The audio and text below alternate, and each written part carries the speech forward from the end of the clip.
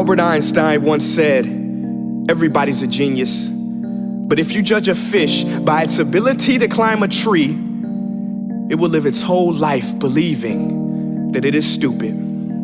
Ladies and gentlemen of the jury, today on trial we have modern day schooling. Glad you could come. Not only does he make fish climb trees, but also makes them climb down and do a 10-mile run. Tell me, school, are you proud of the things you've done? Turning millions of people into robots, do you find that fun? Do you realize how many kids relate to that fish? Swimming upstream in class, never finding their gifts, thinking they are stupid, believing they are useless? Well, the time has come, no more excuses. I call school to the stand and accuse him of killing creativity, individuality, and being intellectually abusive. He's an ancient institution that has outlived his usage. So, Your Honor, this concludes my opening statement, and if I may present the evidence of my case, I will prove it. Proceed. Exhibit A. Here's a modern day phone. Recognize it? Here's a phone from 150 years ago. Big difference, right? Stay with me. Here's a car from today, and here's a car from 150 years ago.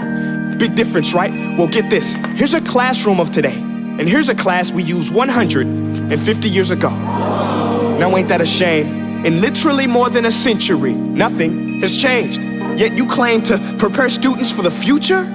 But with evidence like that, I must ask, do you prepare students for the future or the past? I did a background check on you and let the record show that you were made to train people to work in factories, which explains why you put students in straight rows, nice and neat, tell them sit still, raise your hand if you want to speak, give them a short break to eat, and for 8 hours a day, tell them what to think. Oh, and make them compete to get an A letter which determines product quality, hence grade A of meat.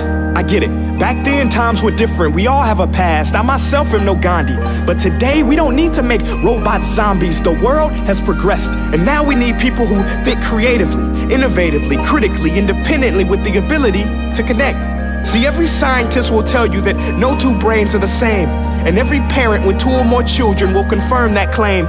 So please explain why you treat students like cookie cutter frames or snapback hats, giving them this one-size-fits-all crap. Watch your language. Sorry, Your Honor, but if a doctor prescribed the exact same medicine to all of his patients, the results will be tragic. So many people would get sick, yet when it comes to school, this is exactly what happens, this educational malpractice, where one teacher stands in front of 20 kids, each one having different strengths, different needs, different gifts, different dreams, and you teach the same thing the same way?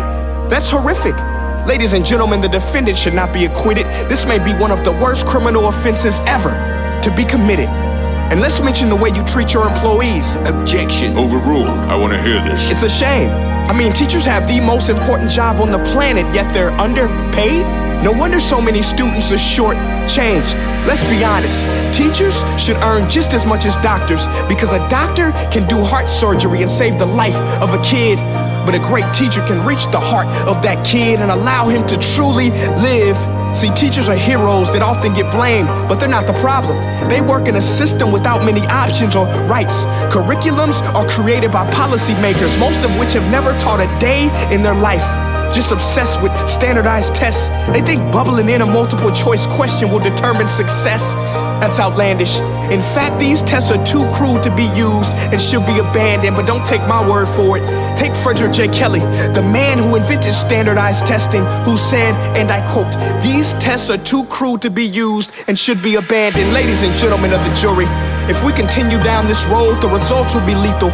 I don't have much faith in school, but I do have faith in people. And if we can customize healthcare, cars, and Facebook pages, then it is our duty to do the same for education, to upgrade it, change it, do away with school spirit, because that's useless. Unless we're working to bring the spirit out of each and every student, that should be our task. No more Common Core. Instead, let's reach the core of every heart in every class. Sure, math is important, but no more than art or dance. Let's give every gift an equal chance. I know this sounds like a dream, but countries like Finland are doing impressive things. They have shorter school days, teachers make a decent wage, homework is non-existent, and they focus on collaboration instead of competition. But here's the kicker, boys and girls. Their educational system outperforms every other country in the world. Other places like Singapore are succeeding rapidly. Schools like Montessori, programs like Khan Academy, there is no single solution. But let's get moving, because while students may be 20% of our population, they are 100% of our future. So let's attend to their dreams, and there's no telling what we can achieve. This is a world in which I believe, a world where fish are no longer forced to climb trees. I'll rest my case.